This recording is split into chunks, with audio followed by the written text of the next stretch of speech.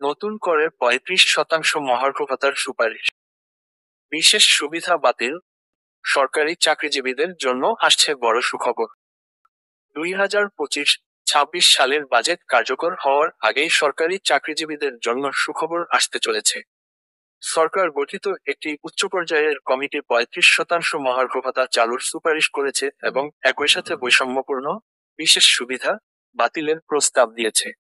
অর্থ মন্ত্রণালয়ের নিকটস্থ একাধিক সূত্র জানিয়েছে, ঈদের ছুটির পর ২২ জুন এই সংক্রান্ত একটি আনুষ্ঠানিক ঘোষণা আসবে, যা সরকারি চাকরিজীবীদের বেতন কাঠামোতে উল্লেখযোগ্য পরিবর্তন আনতে পারে।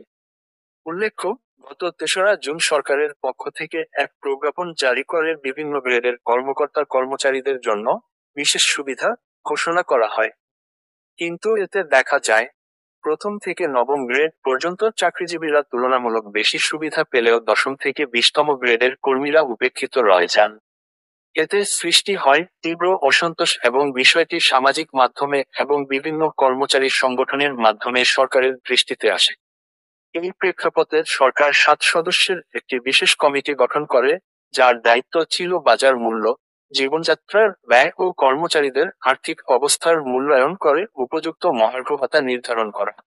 কমিটি বিশ্লেষণ করে দেখে, বর্তমানে নিত্য প্রয়োজনীয় পণ্যের দাম, বাসাভাড়া ও চিকিৎসা ব্যয়ের চাপ সাধারণ সরকারি কর্মচারীদের জন্য সহনীয় পর্যায়ে নেই।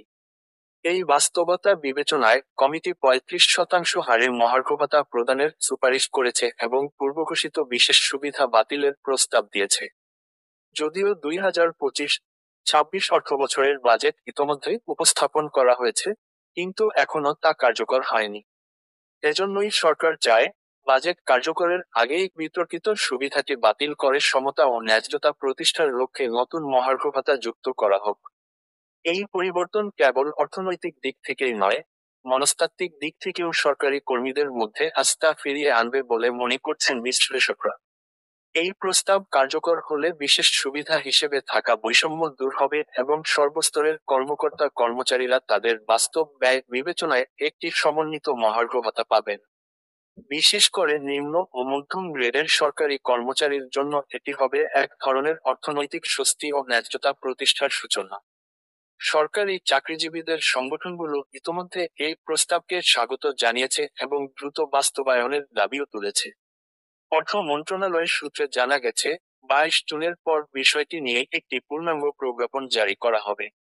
এতে করে নতুন অর্থবছরের শুরুতেই কর্মচারীরা তাদের বেতন কাঠামোতে এই পরিবর্তনের প্রভাব দেখতে পাবেন।